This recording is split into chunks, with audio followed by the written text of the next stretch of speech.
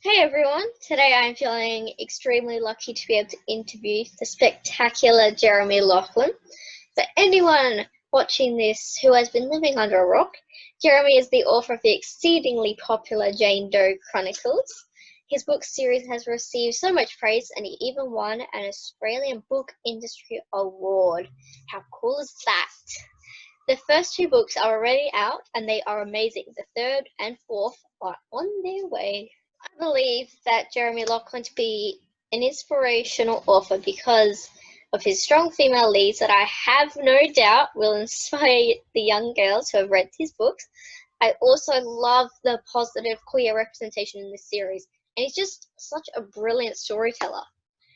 And I've actually met him previously, and it was the most awkward conversation ever because when I first met him, I was just speechless because at the time, his book was my favorite book that I read that year, so it was just like, oh my god, he's here.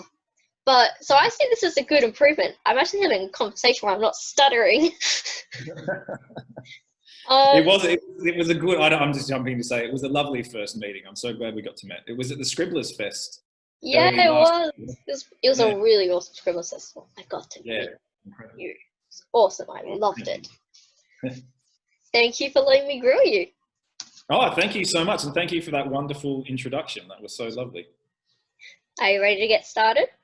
I am. Bring it. To start things off, completely unrelated to your books, I just have to know about the karaoke competition where you won $100 that night.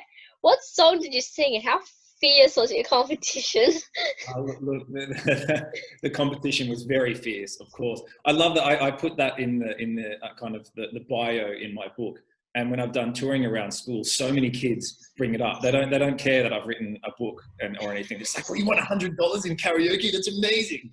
But it was. So, what songs did I sing? I sung "Hit Me, Baby, One More Time," Britney Spears, classic. "Eternal Flame," an even older classic. Puff the Magic Dragon, I think, was in there. There was a whole lot, and yeah, look, let's be honest. I'm sure it was terrible, but I took home the grand prize that night. So I was. That sounds I actually sing in the shower a lot. My flatmates love it, meaning they hate it. But I find it a really good stress reliever.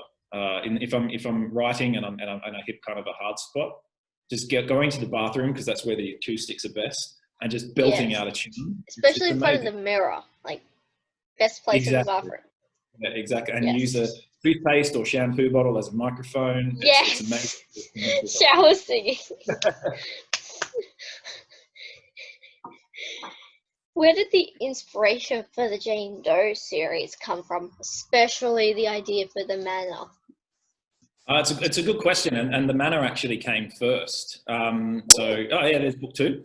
I have always loved going through museums and forests and caves and things like that, because for me, I love getting lost in them, because that's when kind of the what if questions spring to my mind, and they're the questions that really drive me as a storyteller. Like, what if I took a wrong turn? What if this painting came alive? What if there was a cave in? All those kinds of things. And in January 2007, so what's that, 13 years ago, which is such a long time, I can't believe it. I was in the Cairo Museum and I got separated from my group. I got a bit lost.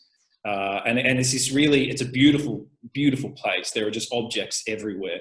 And I started to think, what if there was this infinite labyrinth between worlds? What if it was known to an entire island of people? What if they'd been using it and kind of revering it, celebrating it for thousands of years, traveling to these different worlds and returning with tales to tell? But what if one day it stopped letting them inside? And what if it was all because of a child?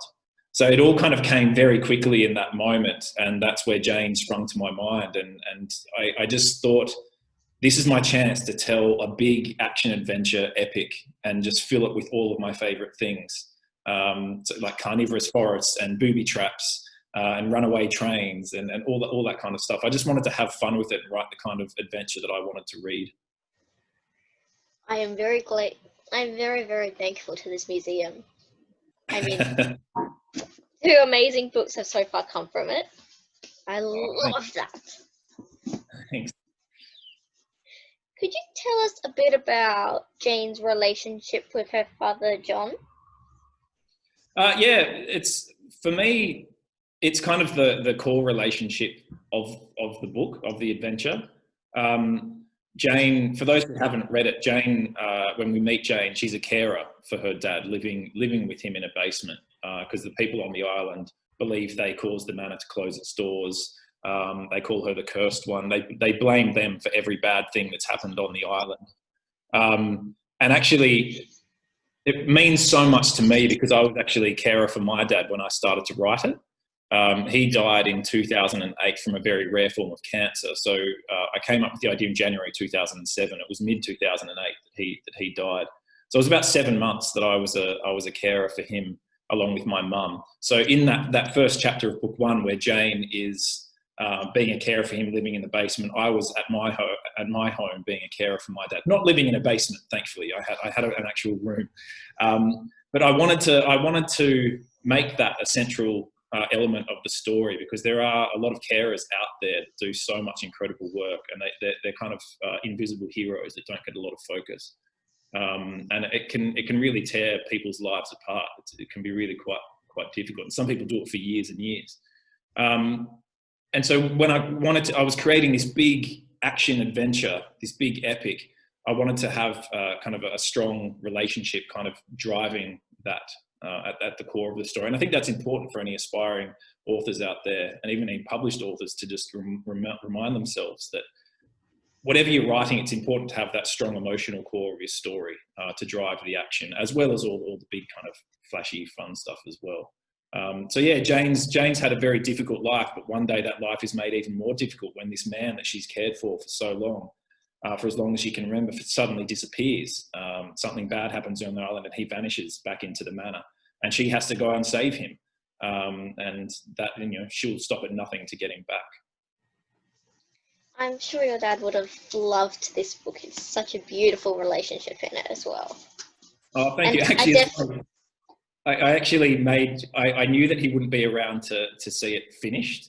And so when I finished writing the first chapter, I made sure he was the first one to read it. And I love telling this story because, I feel like my relationship with my dad is very much weaved throughout the story, but I love that he was the first person to read anything from this world that I've created. And I finished the first chapter. I was so proud of it. And I printed it out and took it to him and said, "Dad, I'd really like you to read this." And he just went, "Oh," because he wasn't a big reader. He read lots of reports and everything, hated fiction. I couldn't believe that he's my father because I love fiction so much. But he read it and then he put it down. I said, "Dad, what did you think?" And he turned to me and he just said, "Well, the chapter title didn't make sense and I was lost after the first paragraph." And so I was like, thank you. That's so wonderful. And he was right, of course, because it was the first draft. It was terrible. First drafts are always terrible. But I love that, Jane Doe's published all around the world now, and the very first critique I had was just so negative and brutal from my own father. So there we go.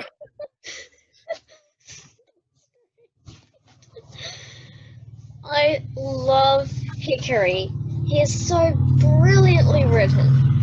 Did you base some of his character traits off anyone you know or any of your other characters, or did he just kind of pop up? Oh, thank you for that. Yeah, I'm a huge Hickory fan as well. He's a character. He's one of my favourites, and there are quite a few people who love Hickory. Most people pick Jane or Violet as their favourites, but I really like Hickory because we're never quite sure what his true intentions are. Yeah, he's a very blank slate. Yeah, exactly. And whenever I've met people who love Hickory, and some of them being quite young, they love the fact that you're not quite sure if he's good or evil. They love that kind of duality, and it was so much fun to play with that while writing it, to create this guy who, for those who haven't read it, slight spoiler, turn your eyes away or block your ears if you haven't read it yet. Jane meets Hickory inside the manor, and he's been trapped in there for such a long time he can't remember his past. He can just remember his name. So it was kind of it was a blast playing with that concept and creating a character who we're never quite sure what he wants. We're never quite sure if he's kind of with Jane or against her. And particularly in book 2, we learn that there's much more to him than meets the eye. And I mean, I actually started crying a bit when I wrote a particular part about his backstory. So I think when you feel that as a writer, you're onto something beautiful, and you know that other people are hopefully going to feel that too. Well, I definitely felt for Hickory. Well, yeah, I think, and I didn't mention the other part of your question. He's not based on anyone in particular. None of my characters really are. I think if you splintered my personality, you'd get all of my characters except Roth. I hope there's no Roth inside me. That would be. Well, I'm sure there is no Roth in you. You have too much good in you to be even like Roth. That's lovely. I think. Thank you. I think maybe with Winifred Robin, who's another favourite character of mine. She's an old adventurer. There's a little bit of my grandma in her. I think just that kind of stiff upper lip. She was British. There's a little bit of her mannerisms in Winifred Robin, I think. Love it. How much is the Quill? How is the Quill of all tales going? Is that a polite way of asking how much longer we need to wait for the next book? Very sneaky, Imani. I like it. It's going really well. I was actually writing it this morning. I can't reveal a publication date or anything like that just yet, but I'm well into the first draft, and I'm really loving it. It's a story that I actually. So for those who don't know, there's 4 books in the Jane Doe series, and they're kind of 2 adventures split over 2 books each, so 2 duologies. So Jane's Cradle quest finishes at the end of Key of All Souls, book 2, and book 3 and 4 will focus on her next big quest. And it's actually one that I came up with the idea for that I came up with just a few months after I came up with the idea for the Cradle quest. So it's been in my head for such a long time. So the fact that I actually, finally get to sit down and put this adventure onto the page properly, it's a real thrill. Some things I've had to change since that initial inspiration hit for that, just things that popped up in particularly Key of All Souls. The character of Archie, who I love dearly and has become a new kind of fan favourite. He wasn't in my head when I first came up with the idea, so I've had to tweak some things to put him into the story. Archie will be back. I think some people will be glad to know. But yeah, it's going really well, and it takes things. It kind of flips everything on its head again and takes things in a new direction, which I'm having fun playing with. I love that, and I can't wait. I need to know. Well, I'm not saying no more hints or spoilers. That's all you're getting. It's okay. I forget. For people who have not read the first 2 books yet, block your ears. There might be spoilers. Do you have any ideas on where Jane and Violet's relationship is going to go in the next books? I'm not saying anything, but no, I know. I mean, I know. It's something that I look at. It's been such an honor and a thrill to see their relationship embraced by so many people. I think coming out stories will always be important, but it's also important to have queer love stories that, or just queer stories where the characters just happen to be gay and they're going on quests and everything, to show that it's, we are more than our sexual orientation. And it was kind of very important for me to have that in there. And I mean, some people call them Gilet, the whole combination of their names, which is so lovely. And it was really fun to just put that relationship in the book and just play it out like it would if it was a straight relationship in there. It's the kind of the charming, awkward moments. Some of them are excruciatingly awkward moments that we feel. There were definitely those. Yeah, when we have a big crush on someone, it's wonderful, but also terrifying and horrifying. And then you're like, do they know? Do they like me back? And it's like, it's definitely relatable. Yeah, exactly. And I've had a lot of kids, teens, and adults, a lot of parents actually get in touch to just say how much they've loved that relationship was in the story. And they're just so thankful that there are stories like this out there that they can hand to their kids, who are, because when I was young, there weren't really, I didn't have access to these kinds of stories. I'm a gay man, and I just didn't. There wasn't the representation that we have out there now. I think we still have a ways to go.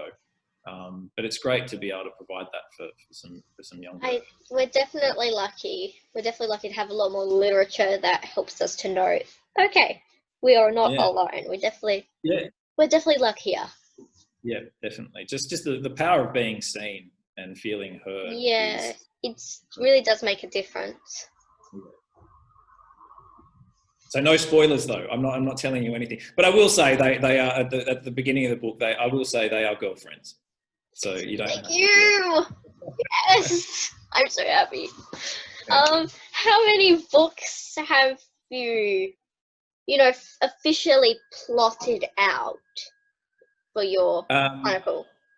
So four so far, the 2 duologies, but I do have some ideas for some different books set in that world. So just 4 for Jane so far, but I like the idea of doing some maybe prequel stories, just other Blue Haven Chronicles. So again, for those people that haven't read the book, there's this massive library that's just filled with adventures that these people have written when they've returned to Blue Haven from the other world. And some of the titles are mentioned in books 1 in particular. I love the idea of just doing some standalone adventures that have kind of been pulled from the shelves of the Great Library from people's quests into the manor. I think I'd love to tell a Winifred Robin story at some point, but we'll see. Yeah. I love that idea. Now, when you are super rich and famous, not that you're not famous already, I'm what not, is something frivolous and silly you want to spend your money on? Oh, fun question. I like that it's when, not if. Thank you for that. I don't know. You know what? I don't buy a lot of frivolous stuff. I think at the moment, just with COVID and everything, I really want to just go traveling and see my family that are overseas. It's not really, I mean, I haven't seen my niece and nephew for 2 years, and they're over in the UK, and so I probably won't get to see them for another, who knows how long. So, and they're like, I think 13 and 12 and 14 now. So yeah, I would definitely just travel a lot.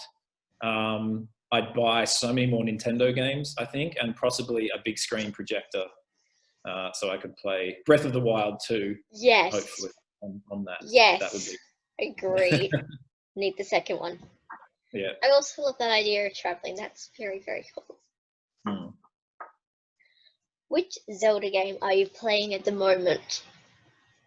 Oh, so I've finished all the ones I have at the moment. I loved Breath of the Wild. I loved the remake of Link's Awakening that came out on Switch. I want that one.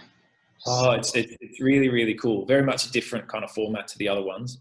But actually, so I'm just looking now, I can see I have my old Nintendo 64 and my old GameCube, and my flatmate had never played Ocarina of Time before, the original.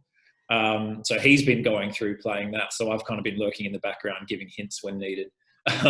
It's been cool seeing somebody experience that incredible game for the first time, because they're so epic, right? The story. One of the things I really want to do with the Zelda, because my dad's also got all of them. He's the one that got me into Zelda in the first place, and I thank him for it. Yeah. But I want to find like the original timeline of how they played. I want to play them, or I want to do like the proper thing. I love it. Oh, it's cool. See, the timeline thing is interesting. There are these people who have plotted out. Like the 20th one that was released is the first one in the timeline, which I'm so lucky to have. I actually, it's a bit controversial as a Zelda fan, but I actually don't like the idea of the timeline. I like to see them as just legends that have been passed down and they've been tweaked and retold over the time and evolved.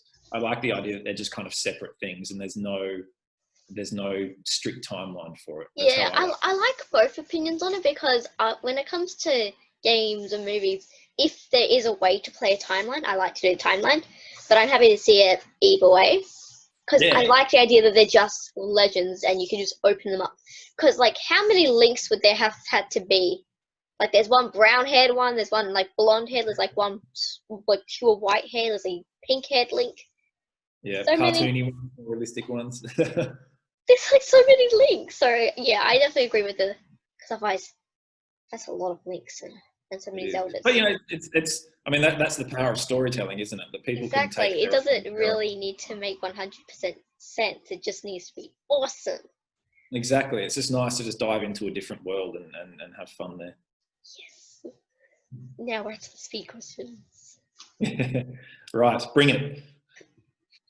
Other than the Quill of all tales, what are you writing at the moment, if anything? Nothing. I'm just very much focused on Quill of All Tales. The first draft is due. That is a correct answer. That was a trick answer. That's correct. Yeah. First draft is due Need the early new November, one. so I'll be my publisher's cracking the whip, and I'll be writing nothing else than Quill of All Tales. What is your favorite ice cream flavor? First of all, how dare you ask for just one, because that's impossible. I would say macadamia if I had to say one, but also coconut and Jaffa and just salted caramel. So yes. Many. Yeah, salted caramel, I love. Yeah, so good. But maybe if I had to say one, let's go with macadamia. That sounds so good. Adding that to my long list of ice cream wants. Which I've actually asked you this question before. So instead of which book character do you or have you had a crush on, which movie or TV series or even video game crush have you had? Right, yeah, because I haven't really had I can't remember a literary crush that I've had before. But I think Angel was a crush of mine from Buffy. Have you ever seen Buffy the Vampire Slayer? I have not. Right, there's a I'm not usually into the whole vampire thing. I didn't get into the whole Twilight thing, but Angel was very handsome, and he was very broody, and so I had a big crush on him when that came out. I will definitely have to watch it. I'll add it to my other list of movies to watch. Yeah. What was your worst subject in school? Maths, without a doubt. I have had so many authors say maths, but it's so. Yeah, I don't know what I've always been terrible. I'm still terrible at it. Same. Yeah, I'm never going to be. Yeah, my mind just goes blank. I mean, thank goodness for calculators. I just never quite. Yes. My brother's really great at maths. I just missed it completely. That's the same. My sister's amazing at maths, like accountant, and I'm like aspiring to be an amazing author. So where could this? Polar opposites. I don't know what determines it or how it works, but yeah, it's I hate it. I hate maths. Who is your favorite or most inspirational author?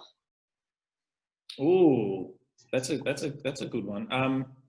Well, there are so many, and I think this sounds a bit waxing lyrical, but I mean I'm inspired by anybody who sits down to create something on the page, because it's a very brave thing to do, and so difficult. So many people say, "Oh, I'd love to write a book and everything," but actually doing it, sitting down day after day, or just in any spare moments you can, that's an incredible thing. Yeah, I do love. There's an author called Michael Chabon, an American guy. He wrote one of my favorite books called The Amazing Adventures of Cavalier and Clay. And when I met him, I was just, like you said in the intro, like you were a bit speechless when we met. I was just, I don't know what came out of my mouth when I met him. I just screamed a few compliments at him and basically ran very fast away. And he seemed so lovely and up for a chat. And I was like, "Oh, thank you, I loved your book so much." And then I was gone. I mean, what are you doing? What was that? And I love Philip Pullman. I love his Dark Materials, the series. Yeah, there are a lot, but I'll just stick with those two for now. Yeah, it's always like speechless when you meet like the author hero that you have.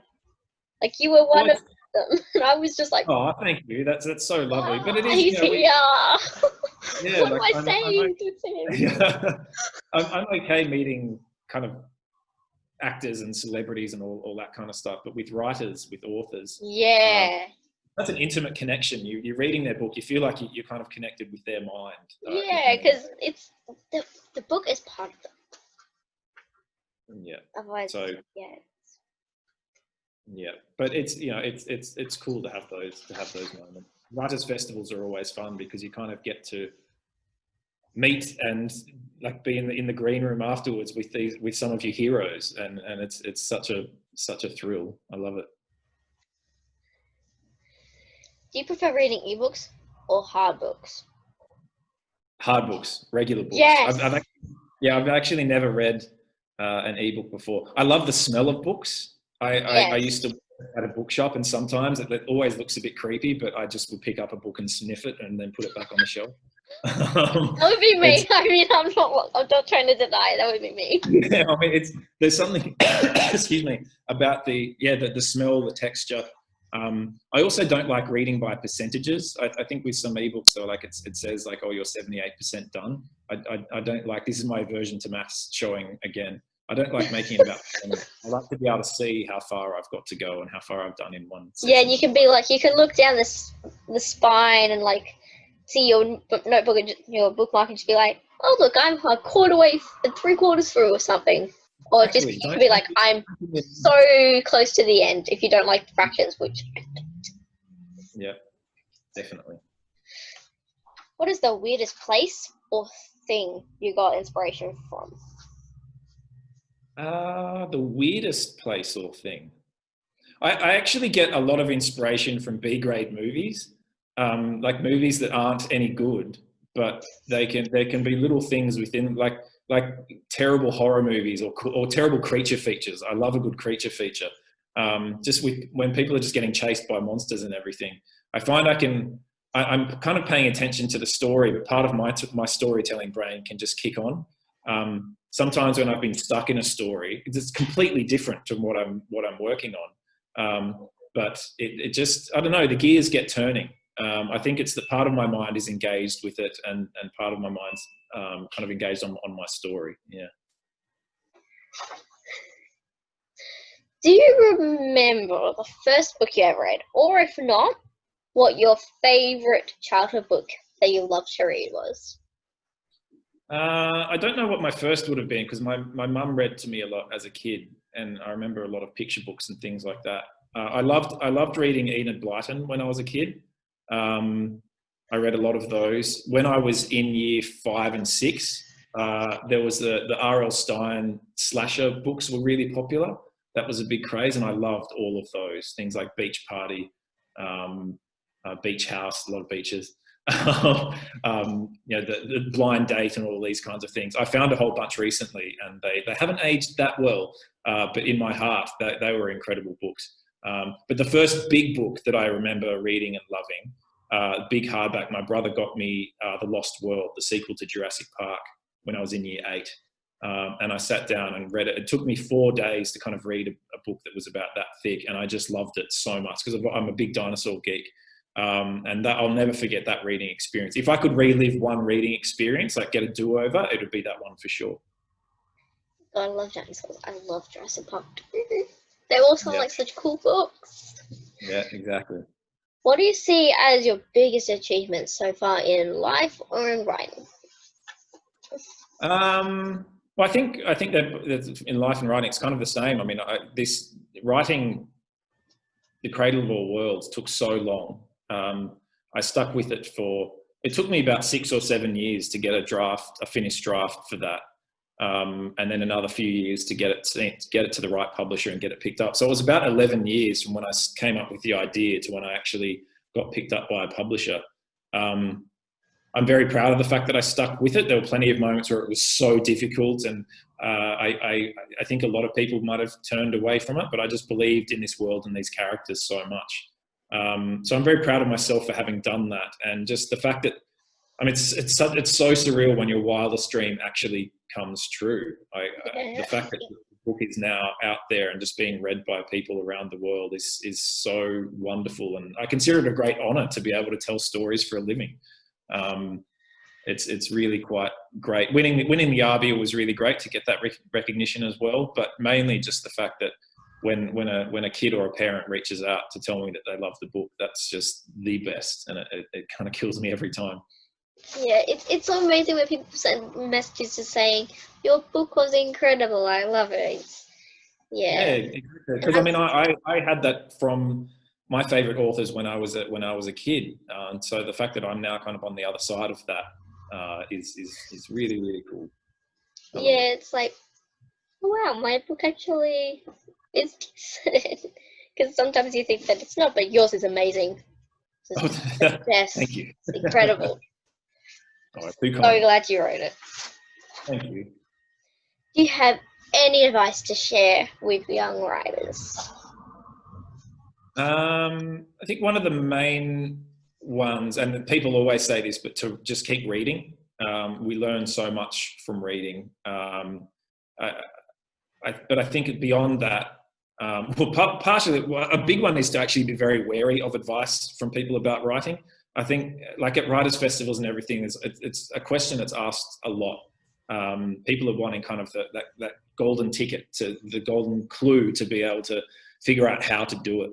But so much of it is just sitting down day after day and trying to figure it out yourself and finding your voice. Finding your voice is one of the toughest things to do. And you just do that by putting your butt in the chair and giving it a crack. Writing. Find what works for you. Like if writing every day works for you, then do that.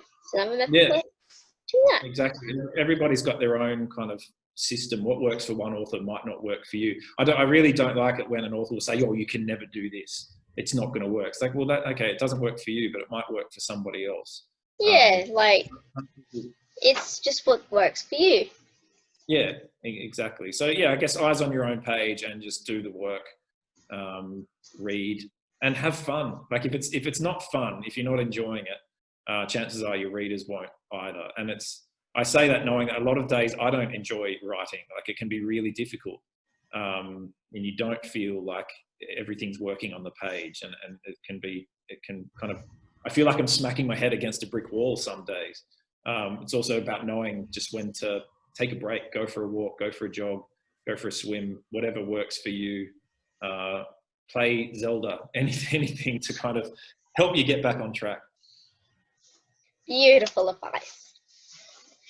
Thank you for letting me interview you. This has been fantastic. Oh, thank you so much. They were wonderful questions. You're so good at interviewing. Oh, thank you. I hope I can be as great as you are. Oh, look, I'm sure you're already there. So that's your book in the background there, isn't it? Mysteries of Maybelle? Yes, it is. I love that cover. Very cool. Thank you. Make sure to check out the amazing Jeremy Lachlan on his social media so we can share his incredible books. I don't